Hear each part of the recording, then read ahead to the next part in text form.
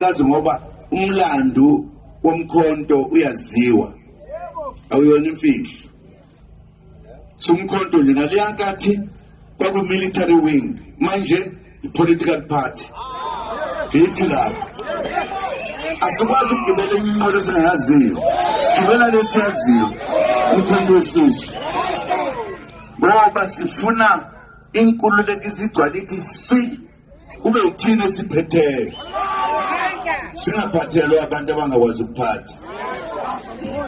Ngiyabonga ukuthi umkhonto wesizwe ufike nezinkani ngoba lapho kuthiwa khona nanku uzobulawa kufuneka singabibikho kufanele sifike emathuba sokuvikela. Uyabona nje kuba khona kwenu la kuyinto enkulu wonke umuntu hayi kithina kuphela njengomkhonto kubo bonke abantu base South Africa ngoba bayazi ukuthi ikusasa labo isemkhontweni akekho ngokuphikisa lokho.